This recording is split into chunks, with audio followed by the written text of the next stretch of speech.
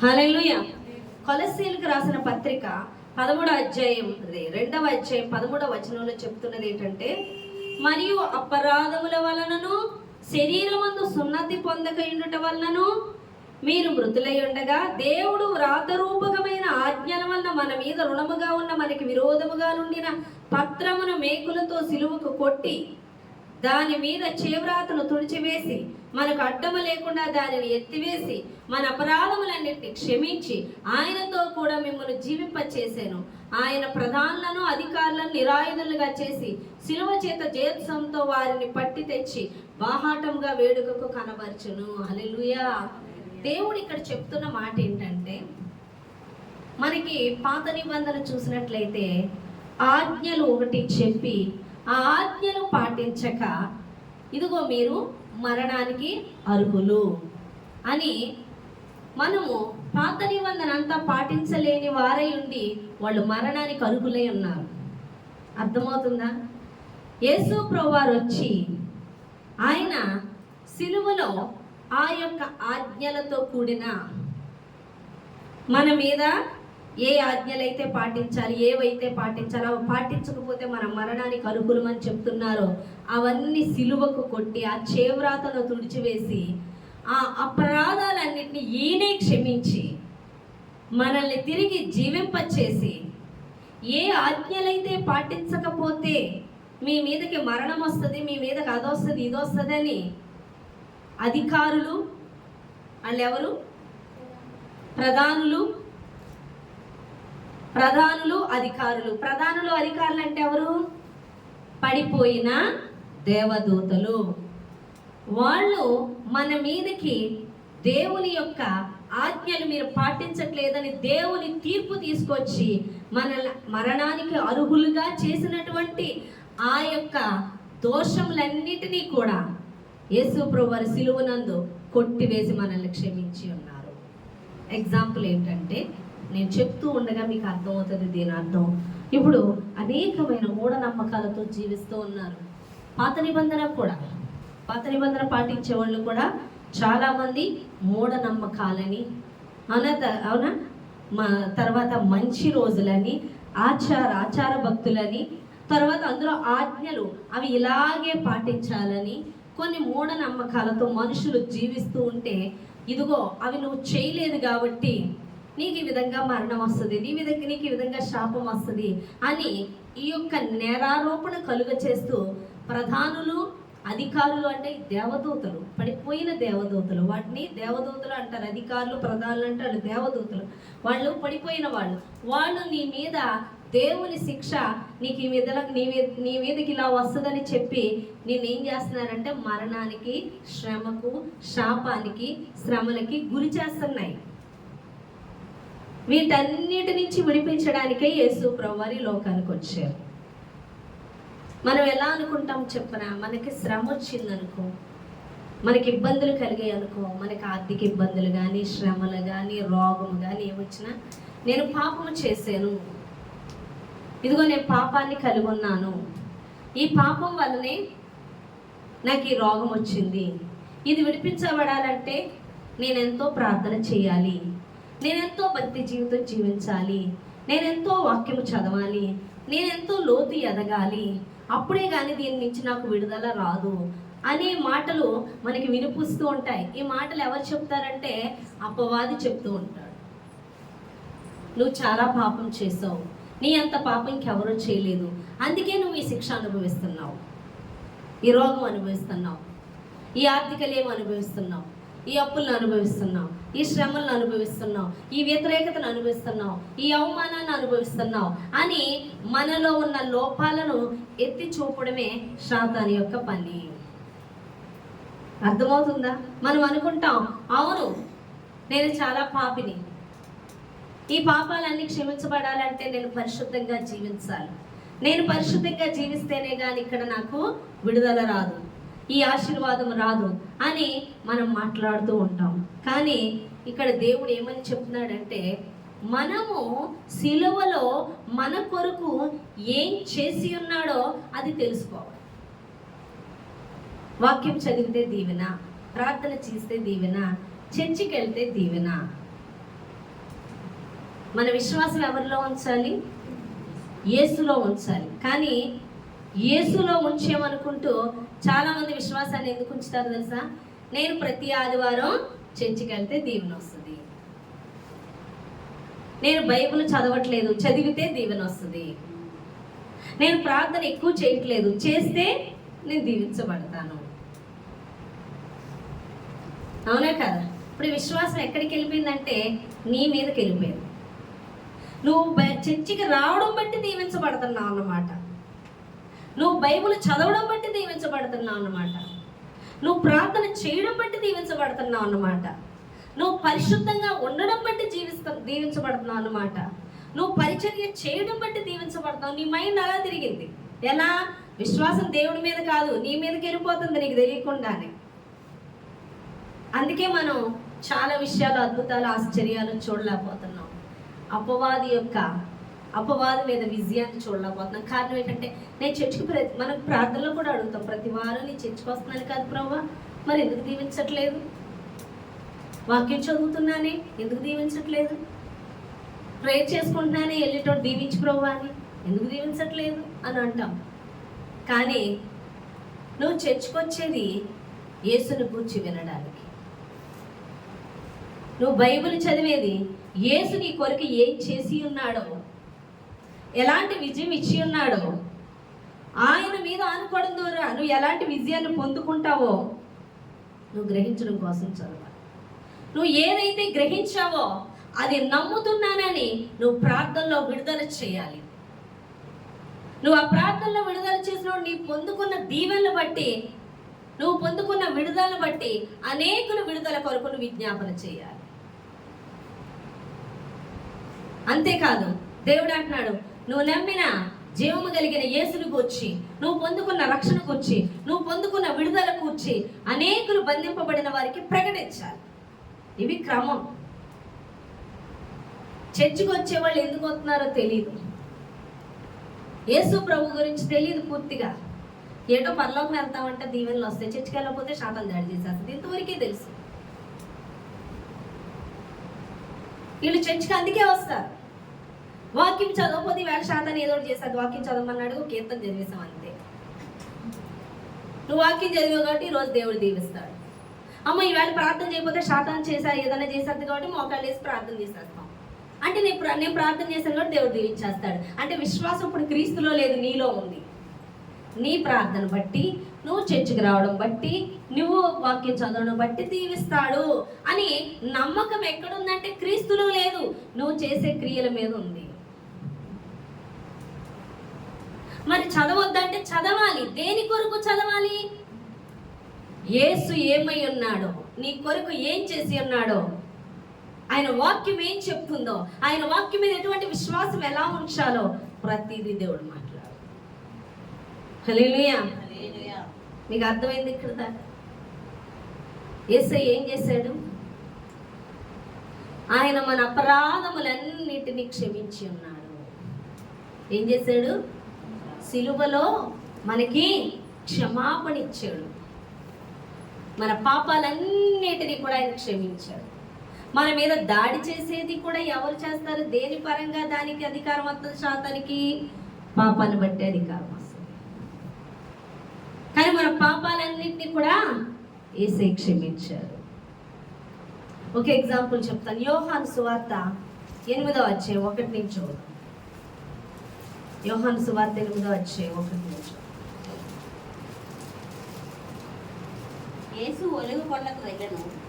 తెల్లవారగానే యేసు తిరిగి దేవాలయంలోనికి రాగా ప్రజలందరూ ఆయన వద్దకు వచ్చిరి. కనుక ఆయన కూర్చుండి వారికి బోధించుచుండెను. శాస్త్రులను పరిశీలను వ్యభిచారమందు పట్టబడిన ఒక స్త్రీని తోడుకొని వచ్చి ఆమెను మధ్య నిలవబెట్టి, బోధకుడా, ఈ స్త్రీ వ్యభిచారము చేయుచుండగా పట్టబడెను. అట్టి వారిని రాళ్ళు రూపి చంపవలని ధర్మశాస్త్రములో మోషే మనకు ఆజ్ఞాపించారు కదా, అయినను నీవేమి చెప్పుచున్నావని ఆయన అడిగిరి. ఆయన మీద నేరం మోపవలనని ఆయన శోధించుచు ఇలాగూ అడిగిరి. అయితే యేసు వంగి నేల మీద వేలితో ఏమో రాయిచుండెను.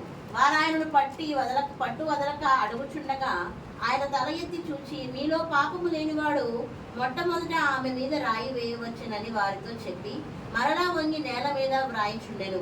వారు ఆ మాట విని పెద్దవారు మొదలుకొని చిన్నవారు ఒకని వెంట ఒకడు బయటికి వెళ్ళేది. యేసు ఒక్కడే మిగిలెను. ఆ స్త్రీ మధ్యన నిలవబడి ఉండెను. యేసు తల ఎత్తి చూచి, అమ్మా, వారెక్కడ ఉన్నారు? ఎవరునూ నీకు శిక్ష విధింపలేదా అని అడిగినప్పుడు ఆమె, లేదు ప్రభువా నేను. అందుకు యేసు, నేనును నీకు శిక్ష విధింపను, నీవు వెళ్ళి ఇక పాపం చేయకమని ఆమెతో చెప్పాను. హల్లెలూయా. చూడండి, యేసు ప్రభు వారు ఒక చోట బోధిస్తూ ఉండగా శాస్త్రులు, నా వైపు చూడండి, శాస్త్రులు పరిసయ్యులు ఏం చేశారంట? ఒక వ్యభిచారమందు పట్టబడిన స్త్రీని తీసుకొచ్చారంట. తీసుకొచ్చి యేసు ప్రభు వారి ముందు నిలబెట్టారు. ఇదిగో వ్యభిచారం చేస్తున్న స్త్రీ పాపం చేస్తే ఏం చేయాలి? రాళ్ళిచ్చి కొట్టి చంపేయమన్నారుగా. మరి నువ్వేం చెప్తావు చెప్పు ఇప్పుడు అని అడుగుతున్నాను. అప్పుడు యేసు ప్రభు వారు మౌనంగా నేల మీద ఏదో రాస్తున్నారు. రాస్తుంటే చెప్పమంటున్నారంట. చెప్పు, ఏం చేయాలి అంటే, మీలో ఎవరు పాపం చేయలేదో వాళ్ళు ముందుగా రాయించుకొని కొడుతున్నారు అని మళ్ళీ కింద రాస్తూ ఉంటాడు. అందరూ కూడా భయపడిపోతారు, అమ్మో మన పాపాలు రాస్తున్నాడేమో అని.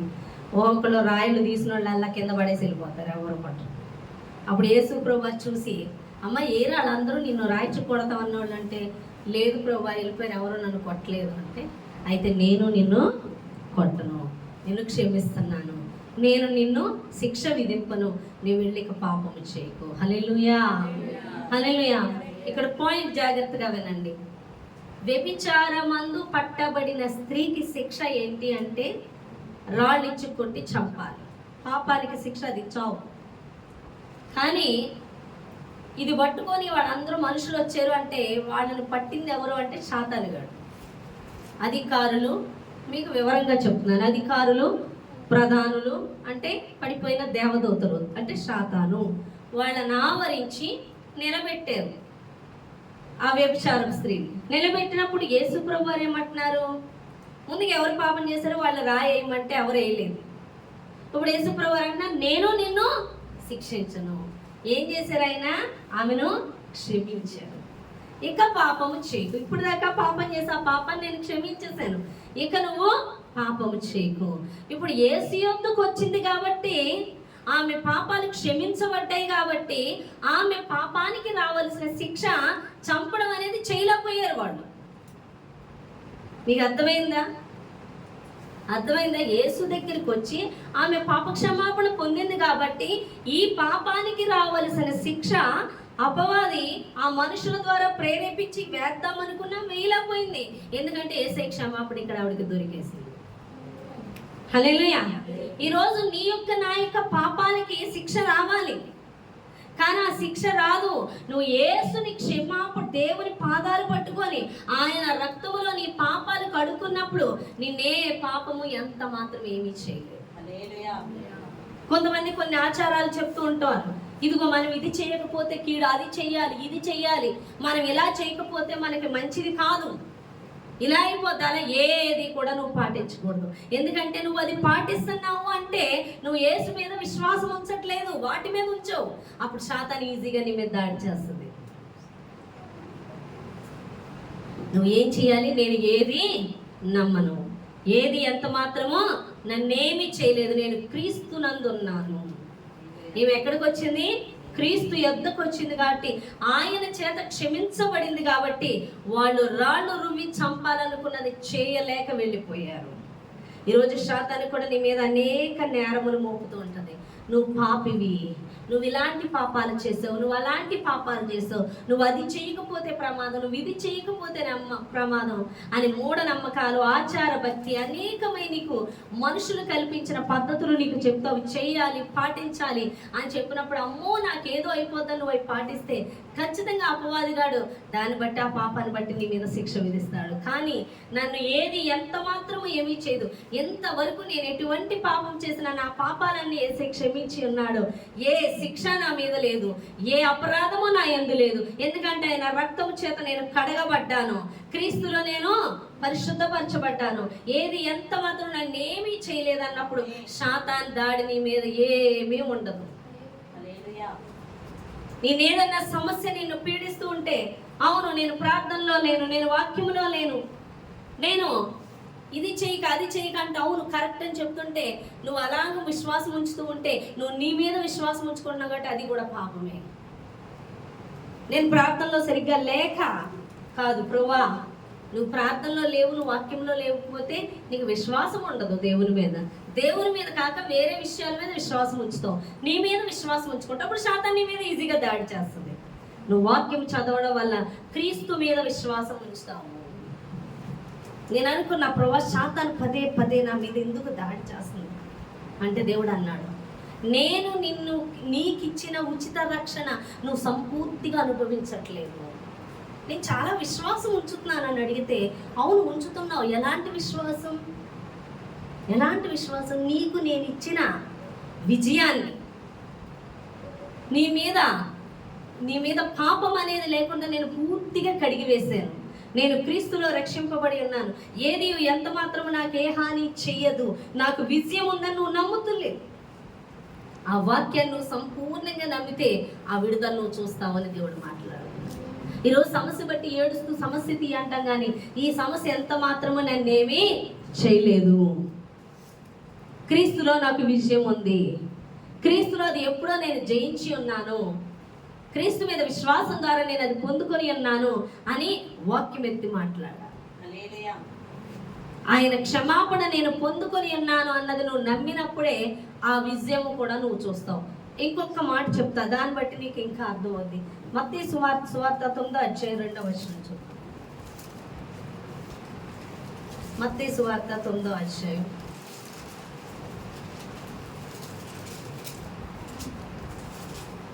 2 చూడు.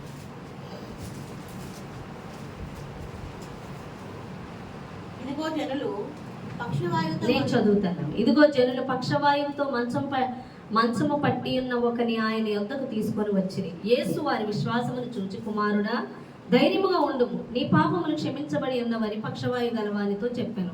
ఇదిగో శాస్త్రుల్లో కొందరు ఇతడు దేవదూషణ చేయుచున్నాడని తమలో తాము అనుకొనగా, యేసు వారి తలంపులు గ్రహించి, మీరెందుకు మీ హృదయంలో దురాలోచన చేయుచున్నారు? నీ పాపములు క్షమించబడి ఉన్నవని చెప్పుట సులభమా, లేచి నడువమని చెప్పుట సులభమా? అయినను పాపములు క్షమించుటకు భూమి మీద మనుష్య కుమారునికి అధికారము కలదని మీరు తెలుసుకొనవలనని చెప్పి ఆయన పక్షవాయువు గలవారిని చూచి, నీవు లేచి నీ మంచం ఎత్తుకొని నీ ఇంటికి పొమ్మని చెప్పగా వాడు లేచి తన ఇంటికి వెళ్ళెను. జనులది చూసి భయపడి మనుషులకి అధికారం ఇచ్చిన దేవుని మహిమపరచిరి. హల్లెలూయా. పక్షవాయువు గలవారిని తీసుకొచ్చారు. ఆ పక్షవాయువు కలుగ చేసిన దురాత్మ తన మీద ఉంది. ఎందుకు ఉంది అంటే ఇక్కడ యేసుప్రభువారు అన్నారు, నీ పాపములు క్షమించబడి ఉన్నవి అన్నారు. లేచి నీ మంచం ఎత్తుకొని వెళ్ళిపోనగానే ఆ పాపములు క్షమించబడి ఉన్నవి అనగానే అతని మీద దురాత్మ అతని మీద అధికారం చేయలేకెళ్ళిపోయాడు. వెంటనే పక్షవాతం అనేది పోయి అతను లేచి నడిచి వెళ్ళిపోయాడు. మన పాపములు యేసు ప్రభువారు అప్పటికి మరణించలేదు, ఇప్పుడు మాత్రం మరణించి సిలువనందు 2000 సంవత్సరాలే, అవునా కదా? సిలువలో ఎప్పుడో మరణించి నీ పాపాలన్నింటినీ ఆయన క్షమించారు. నువ్వు అది నమ్మి స్వీకరించాలి, అది నమ్మాలి, అది నువ్వు ఆ క్షమాపణ స్వీకరించాలి. దాన్ని స్వీకరించిన దాన్ని, ఆ నమ్మకాన్ని విడుదల చేయాలి. అలా విడుదల చేయాలంటే నీకు వాక్యం ఎక్కువ చదవాలి. అర్థమవుతుందా? ఎక్కువ వాక్యంలో గడపాలి. వాక్యం చదివేమంటే చదివితే దీవెనని కాదు, చదువుతున్నప్పుడు నువ్వు విశ్వాసాన్ని ఎలా విడుదల చేయాలి, ఆయన మీద విశ్వాసం ఇచ్చినప్పుడు ఎలాంటి కార్యాలు జరిగాయి, ఆయన మన కొరకు ఏం విజయాన్ని ఇచ్చాడు, ఎలాంటి విజయాన్ని ఇచ్చాడు అన్నది నువ్వు చూడగలగాలి బైబిల్లో. అర్థమైందా నేను చెప్పేది? వాక్యమే చదవని వాళ్ళకి విశ్వాసం ఎక్కడి నుంచి వస్తుంది? నీకు విశ్వాసమే రానప్పుడు నీకు విజయం ఎక్కడుంది? శాతాన్ని మీద నిందలు మోపుతూ ఉంటుంది. ఉదయం నుంచి సాయంత్రం వరకు నీ మీద నేరారోపణ చేయడమే దాని పని. నువ్వు ఇలాంటి దానివి అలాంటి దానివి, ఇదిగో అలా జరిగిపోతే ఇలా జరిగిపోతే, నీకు అది అయిపోతే ఇది అయిపోతే అని చెప్తూ ఉంటే నువ్వు ఆలకింతూ ఉండి అవి జరిగిస్తూ ఉంటే నిజమే అనుకొని దాసత్వంలో బానిసత్వంలో జీవిస్తూ ఉంటావు శాతాని కింద. కానీ వాక్యము చదివినప్పుడు దేవుడు ఏం చేసి ఉన్నాడో నీ కోసం అది గ్రహించినప్పుడు ఆ యొక్క విశ్వాసపు మాటలను నువ్వు విడుదల చేస్తావని దేవుడు మాట్లాడుతున్నాడు. 3 పూట్ల మనం అన్నం తినాలి, అవునే కదా? నేను అది తిన్నావులేని ఈరోజు మానేస్తే నీకు శక్తి ఉంటుందా? చెప్పండి. శక్తి ఉండదు. ఆదివారం ఒక రోజు చర్చికి వెళ్ళేసాం, ఆ రోజు విన్నాను చాలంటే సరిపోద్దా? 3 పూట్ల వాక్యము చదవాలి, వాక్యము వినాలి, ప్రార్థన చెయ్యాలి. నువ్వు విన్నదాన్ని నువ్వు గ్రహించడం కొరకు అది విశ్వాసంతో ఎత్తిపట్టి ప్రార్థన చెయ్యాలి. అర్థమవుతుందా? 3 పూట్ల వాక్యం చదవకపోతే ఇప్పుడు యేసుప్రభు వారు ధోనిలో సముద్రం మీద వెళ్తుండగా ఏం జరిగింది? సడన్గా పెద్ద తుఫాన్ వచ్చింది. ఆ తుఫానికి ముందు యేసుప్రభు వారు ఏం చేశారు? కొండ మీద సువార్త చెప్పారు. చాలా సువార్త చెప్పడం, ఆయన రొట్టెలు 5 రొట్టెలు 2 చేపలు 5,000 మందికి పంచిపెట్టడాలు, ఎన్నో అద్భుతాలు చూసారా లేదా? చూసి మళ్ళీ సముద్రం మీద గాలి కొట్టగానే బాబోయ్ మేము చచ్చిపోతున్నాం, అవునా కాదా? అప్పటికి యేసుప్రభు వారు చాలా మందికి భోజనం పెట్టడం చూస్తారు. వాళ్ళు చూసి కూడా యేసుప్రభు వారు ధోనిలో ఉన్నా కూడా తుఫాన్ వస్తే మేము చచ్చిపోతున్నాం బాబోయ్, మేము నశించిపోతున్నాం అన్నారు. ఎందుకు అన్నారు? అప్పటి నుంచి అప్పటికి అప్పుడే అవిశ్వాసం వచ్చేసిందా లేదా వాళ్ళకి? అవునా కాదా? క్షణంలో అవిశ్వాసం వచ్చే విధంగా నీ చుట్టూ సాతాను పరిస్థితులు కనిపిస్తుంది. యేసుప్రభు వారు ధోనిలో ఉన్న సముద్రము మీద తుఫాను రావడం యేసుప్రభు వారు చూసి గద్దించారు. ఆ సముద్రాన్ని ఎవరు తీసుకొచ్చారు? అపవాదిగాడిగా తీసుకొచ్చారు. అవునా కదా? దేవుడు ఏం చేశాడు? దాన్ని గద్దించాడు. మరి అప్పుడు దాకా అద్భుతాలు చూసిన వాళ్ళు యేసుప్రభు వారు ధోనిలోనే ఉన్నారే అద్భుతాలు చేసిన వాళ్ళు, కానీ వాళ్ళు అవిశ్వాసులు అయ్యారా లేదా? యేసుప్రభు వారు ఏమన్నారు? అవిశ్వాసులారా, ఇంకా అపనమ్మకమేనా, నమ్మకం ఉంచలేకపోతున్నారా అంటున్నాడు. అన్ని చూసి కూడా ఉన్న వాళ్ళే అవిశ్వాసంలో ఉన్నప్పుడు నువ్వెంత అవిశ్వాసంలో పడిపోతావో ఆలోచించు. నీ పరిస్థితులు అలా చూపిస్తుంది, నీ పరిస్థితులు అలా తొందర చేస్తుంది. అందుకే ఆ పరిస్థితులకు వ్యతిరేకంగా నువ్వు మాటను విడుదల చేయాలి. యేసుప్రభు వారు గాలిని తుఫాన్ని గద్దించగానే అవి ఆగిపోయాయి. అవునా కాదా? నువ్వు క్రీస్తు మీద విశ్వాసం ఉంచి నువ్వు సమస్యని గద్దించగలగాలి. అలా గద్దించాలంటే నీకు విశ్వాసం ఉండాలి. నీకు విశ్వాసం ఏమని ఉండాలి? నేను ఇది గద్దిస్తే పోతుంది యేసునామములో, నేను విశ్వాసంతో అనేది నీకు తెలియాలి. ఈ లోపు శాతం నీతో ఎన్ని మాట్లాడుతుందో తెలుసా? నువ్వు గద్దిస్తే ఇది పోద్దా?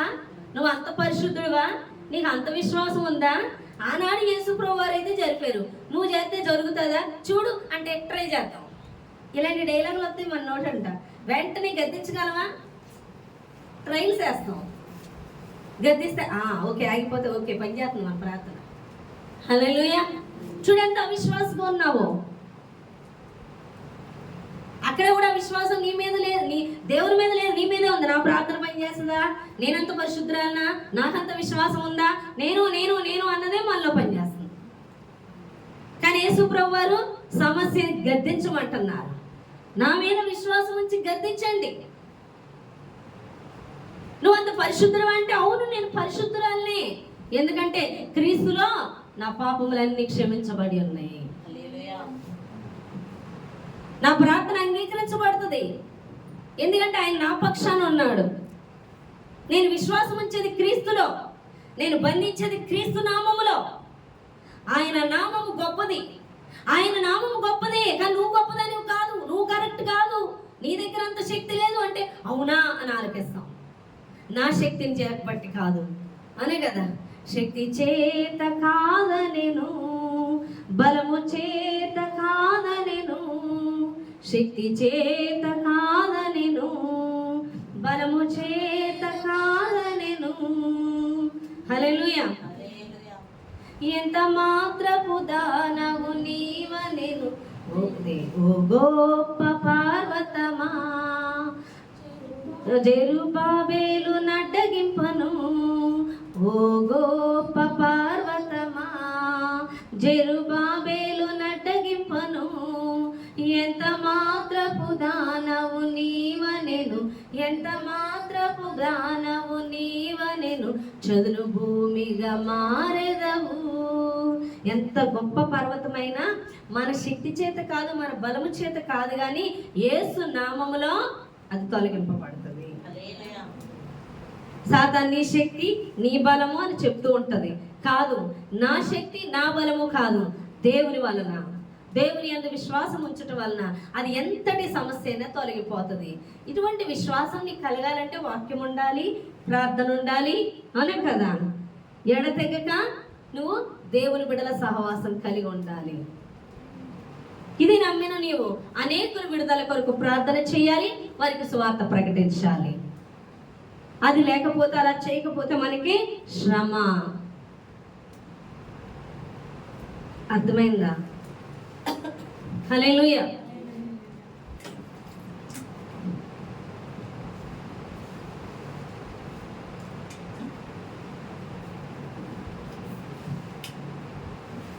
చాలా మంది పాయింట్ తెలుసుకోవాలి.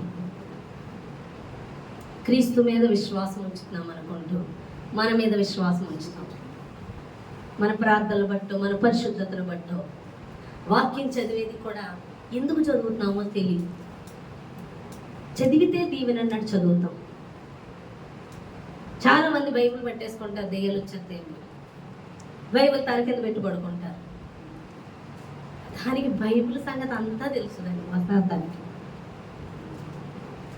అర్థమవుతుందా? వాక్యం అంతా తెలుసుదండి. నీకన్నా ముందే ఎన్ని చూసి వచ్చింది అది, నువ్వు అది బైబిల్ చూపించి భయపెట్టేయడానికి. అర్థమవుతుందా?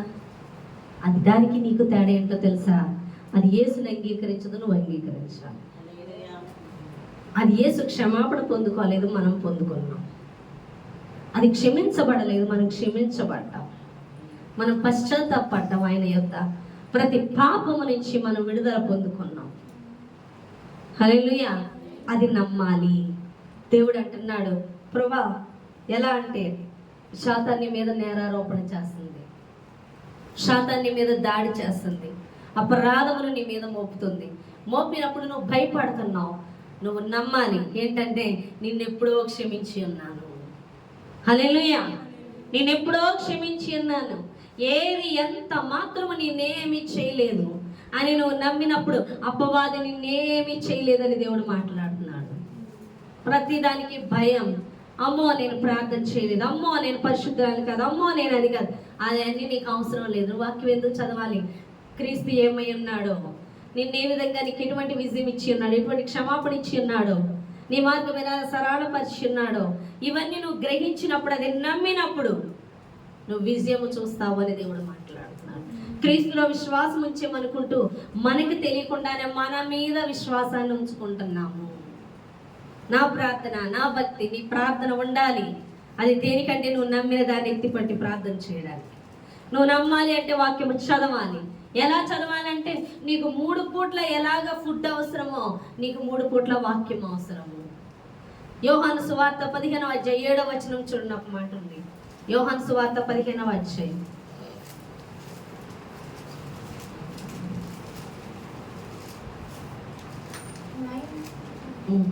నాయందు మీరును మీ యందు నా మాటలను నిలిచి ఉండిన ఎడల, నాయందు మీరును మీ యందు నా మాటలను నిలిచి ఉండిన ఎడల మీకేది ఇష్టమో అడుగుడి, అది మీకు అనుగ్రహింపబడును. హల్లెలూయా. ఈరోజు మనం ప్రార్థన చేసేటప్పుడు మనం అడిగే జరగట్లేదని చాలా బాధపడతాం. మన సమస్యలు తొలగింపబట్టలేదు, నా బాధలు తొలగింపబట్టలేదు, నా రోగము తొలగింపబట్టలేదు. ఎందుకు అంటే దేవుడు అంటున్నాడు, నా యందు మీరును మీ యందు నా మాటలు నిలిచి ఉండిన ఎడల, అంటే వాక్యము నమ్మాలి. ఆయన మీ కొరకు ఏం చేసి ఉన్నాడో అది వాక్యం చదవడం ద్వారా నమ్మాలి. మీరేం పొందుకున్నారో, ఎటువంటి క్షమాపణ పొందుకున్నారో, మన మీద శాతాన్ని అది అధికారం చేయదు. సమస్య అనేది ఎవరు తీసుకొస్తున్నారు? శాతానే తీసుకొస్తుంది. చాలా వరకు అపవాదిగాడే మన మీదకి తీసుకొని వస్తున్నాడు. ఏదేను వనంలో ఆదాము అవ్వకి ఏముందండి? దేవుని సన్నిధిలో సుఖంగా ఉన్నారు వాళ్ళు. ఎప్పుడైతే ఆజ్ఞను అతిక్రమించారో అపవాది మొదలయ్యాడు, కష్టాలు మొదలయ్యాయి. ఈరోజు నీ ఇంట్లో శ్రమ, వ్యతిరేకత, ఆర్థిక ఇబ్బందులు, రోగాలు, సమస్యలు నీ మీద దాడి చేస్తున్నాయి. కుటుంబస్తుల మాట వినని తనాలంటే కారణం ఏంటి? వాక్యము లేక, వాక్యాన్ని, దేవుని యొక్క క్షమాపణ పూర్తిగా స్వీకరించక, ఆ స్వీకరించిన క్షమాపణ విడుదల చేయక, విశ్వాసంతో దాన్ని విడుదల చేయక, నువ్వు అది స్వీకరించక నీ మీద శాతాన్ని దాడి చేస్తుంది, నీ మీద నేరారోపణ చేస్తుంది. నువ్వు పాపివి, నువ్వు అలాంటి దానివి, ఇలాంటి దానివి అని చెప్పి అవునని అంగీకరిస్తూ దాని భారాలన్నీ మోసుకుంటున్నారు. నువ్వెంత మాత్రం నన్నేమీ చేయలేవు. దావీదు అంటాడేమని, అమ్మో గొలియాతు మనల్ని అది చేసేస్తాడు ఇది చేసేస్తాడు అని అల్లిపోయి సౌలాలు దాక్కుంటారు. కానీ దావీదు అంటాడు, ఈ సున్నతి లేనివాడు ఈ సున్నతి కలిగిన వాడిని ఏమీ చేయలేడు. గొలియాతు అంటే ఎవరు? అపవాది. మనమెవరు? దేవుని సంబంధులు. అపవాదిగాడు రక్తములో కడగబడిన మనల్ని ఏమీ చేయలేడు అన్నది దావీదు గ్రహించాడు కాబట్టి ఆ రక్షణ పొందుకున్నాడు. దాన్ని ఈజీగా గొలియాతును జయించాడు. అది నమ్మని వాళ్ళు ఓడిపోయిన వారిగా నిలబడ్డారు. ఈరోజు చర్చకు వస్తున్న వాళ్ళు దేవుని వాక్యాన్ని నమ్మి, దేవుడు నా కొరకు ఇది చేశాడని నమ్మి విశ్వాసంతో నడుచుకున్న వాళ్ళు ఆ విజయాన్ని పొందుకుంటారు. అది నమ్మని వాళ్ళు, వాక్యము చదవని వాళ్ళు, ఆ వాక్యం ఏం చెప్తుందో గ్రహించాలని మనసు పెట్టని వాళ్ళు, వాళ్ళ హృదయమునందు వాక్యము ఉంచుకొనని వాళ్ళు ఎప్పుడు శాతాన్ని కాడి కిందే జీవిస్తారు. నిన్నెవడో పైకి లాగాలని చూడొద్దు. నీకు నువ్వే లేని దేవుడు మాట్లాడుతున్నాడు. ఎలా? క్రీస్తు మీద విశ్వాసం ఉంచి. బెతెస్దా కోనేటి యొద్ద 38 సంవత్సరాల నుంచి పడి ఉన్నా, అవునా కదా? ఒక వ్యక్తి నీ కోనేటిలో పడదామంటే పడలేక ఎవరన్నా ఎత్తి పడేస్తారేమో అని చూస్తుంటే యేసుప్రభు వారు వచ్చాడు, నీకు స్వస్థత కావాలా అంటే కావాలి, కానీ నన్ను ఎవరో పడట్లేదంటే నువ్వు కావాలనుకున్నప్పుడు నేను లేవమంటున్నా, లేచి నడవమని చెప్తున్నాడు. ఈరోజు నీ సమస్యల నుంచి నువ్వు విడుదల పొందుకోవాలంటే ఎవరో విడుదల పొందించాలని చూడకు. క్రీస్తునందు విశ్వాసం ఉంచి నువ్వు లే, ఆ విశ్వాసంతో విడుదల చెయ్యి. ఆ క్రీస్తులో క్షమాపణ పొందుకో, ఆ విజయాన్ని పొందుకో, ఆ స్వస్థతను పొందుకో. అర్థమవుతుందా? ఆ దారిద్ర్యతను నీ కోసం ఆయన ఐశ్వర్యాన్ని మనకిచ్చి ఆయన దరిద్రుడయ్యాడు. ఆ ఐశ్వర్యాన్ని పొందుకో. ప్రతిదీ ఆయనలోనే ఉంది, అది నీవే పొందుకోవాలని దేవుడు మాట్లాడుతున్నాడు. ఎలా పొందుకోవాలంటే విశ్వాసం ఉంచి. అర్థమవుతుందా? అనిల్ కుమార్ గారు మెసేజ్ చూసారా ఎప్పుడైనా? ఆయన అన్నీ అయ్యే చెప్తారు. విశ్వాసం ద్వారా పొందుకోవడం, క్రీస్తులో విశ్వాసం ఉంచడం ద్వారా రోగానికి విడుదలైన, సమస్యకు విడుదలైన, ఆర్థిక ఇబ్బందులకు విడుదలైన, దేనికైనా విడుదల విశ్వాసం ఉంచాలి. ఏ విశ్వాసం? నమ్ముతున్నావంటే స్వస్థపరుస్తాడని నమ్ముతున్నాను అంటారు. కాదు, నీకు స్వస్థత ఇచ్చి ఆయన నీ కొరకు ఆయన నీ రోగములు ఆయన సిలువలో భరించాడు. ఆయన గాయములు నిన్ను స్వస్థపరుస్తున్నాయి. ఆయన సిలువలో ఆయన రక్తం ద్వారా నీకు క్షమాపణ దొరికింది. ఆయన మరణించి మన మరణాన్ని నుంచి విడిపించాడు. అంత డెప్త్ వాక్యం గురించి నీకు గ్రహింపు వస్తున్నప్పుడు ఆ విడుదల సంపూర్ణంగా నువ్వు చూస్తావు అని దేవుడు మాట్లాడు. హల్లెలూయా. ఆయన ఎంతగా నిన్ను క్షమించాడు, ఎంతగా విడిపించాడు అన్న దాని గ్రహింపు నీకు రావాలంటే వాక్యము చదవాలి. చదివితే దీవెనని చదివే వాళ్ళకి ఏది కనబడదు. అందులో ఉన్న యేసు మీద విశ్వాసానికి నడిపించేటటువంటి, ఆ క్షమాపణ స్వీకరించేటటువంటి, ఆ క్షమాపణ స్వీకరించగానే అపవాదికి మన మీద దాడి లేకుండా, అధికారం లేకుండా ఎలా కోల్పోయిందో అది నువ్వు గ్రహించినప్పుడు, నేను క్రీస్తు రక్తం చేత కొనబడ్డాను, నేను క్రీస్తు రక్తం చేత కడిగి వేయబడ్డాను, ఈ సమస్య ఎంత మాత్రము నాకు ఏమీ చేయజాలదు, యేసు నామములో నేను బంధిస్తున్నాను అన్నప్పుడు అది బంధింపబడుతుంది. యేసు నాకు అధికారం ఇచ్చాడు. ఎందుకంటే బైబిల్లో అధికారం ఇచ్చాడు ఆయన. నాకు అధికారం ఉంది, మీరు ఏకీభవించి బంధిస్తే బంధింపబడుతుంది అని చెప్పాడు. అవన్నీ నమ్మి నువ్వు అడుగులు వేస్తే నువ్వు విజయం చూస్తావు అని దేవుడు మాట్లాడుతున్నాడు. చదివితే దీవెన, ప్రార్థన చేస్తే దీవెన కాదు. చదివింది నమ్మిన దాన్ని ఎత్తి పట్టి నువ్వు ప్రార్థన చేసి నువ్వు బంధిస్తే బంధింపబడుతుంది, ప్రార్థనలో విడిపిస్తే విడుదల పొందుకుంటాయి. నువ్వు పరిచర్య చేయవలసింది దేవుడు చెప్పమన్నాడు, అది ఆజ్ఞ పాటించాలి. నీకేం చెప్పాడో మీ ఎడల చిత్తము తెలుసుకొని నువ్వు అది పాటించాలి. ఇవన్నీ నువ్వు చేసినప్పుడు ఖచ్చితంగా నీ జీవితంలో విజయమే. నేను విశ్వాసం ఉంచాను అనుకుంటూ నీ సొంత భక్తి మీదో, నీ మీదో, నీ పరిశుద్ధత మీదో, నీ ప్రార్థన మీదో, నువ్వు చేసే పనుల మీద ఉంచుకుంటూ నీ క్రీస్తు మీద ఉంచానంటే ఎప్పటికీ నువ్వు విజయాన్ని పొందుకోలేవు అని దేవుడు మాట్లాడుతున్నాడు. నేను అనే దాని మీద నువ్వు ఉంచావు కానీ క్రీస్తు మీద విశ్వాసం ఉంచలేదు. క్రీస్తు మీద ఉంచాలి. ఆ విశ్వాసం ఉంచాలంటే ఎడతెగక వాక్యం చదవాలి, ప్రార్థన చేయాలి. అప్పుడే ఆ విశ్వాసం ద్వారా అద్భుతాలు జరుగుతాయి. యేసు మీద విశ్వాసం ఉంచితే ఏం జరుగుతాయి? అద్భుతాలు జరుగుతాయి.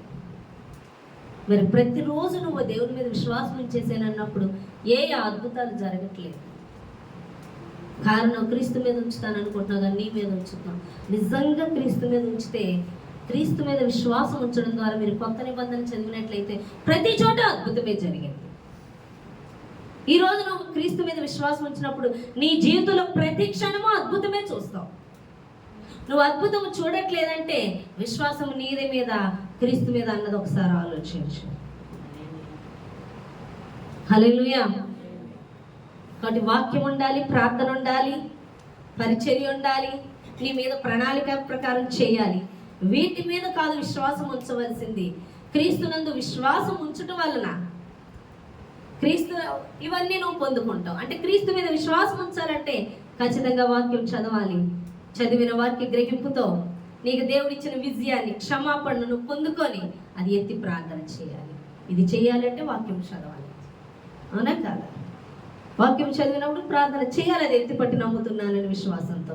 అప్పుడు నువ్వు అద్భుతాలు చూస్తావు.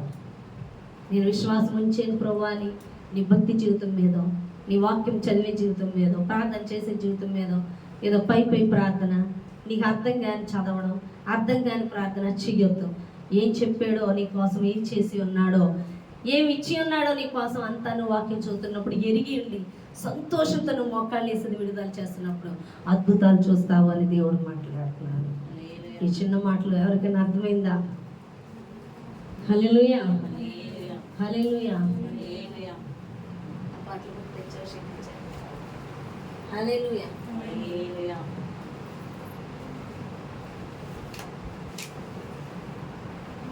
ఎంతమందికి అర్థమైంది?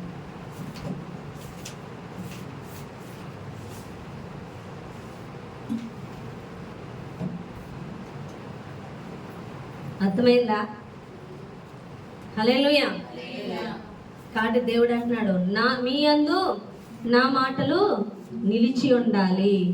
నేను ఏ విధంగా మీకు విడుదల ఇచ్చి ఉన్నాను, ఏ విధంగా నేను క్షమించి ఉన్నాను, మీ యందు నిలిచి ఉండాలని దేవుడు మాట్లాడాడు. అందులోనే ఉంది. ఈ చిన్న మాటలు దేవుడు దీవించును గాక.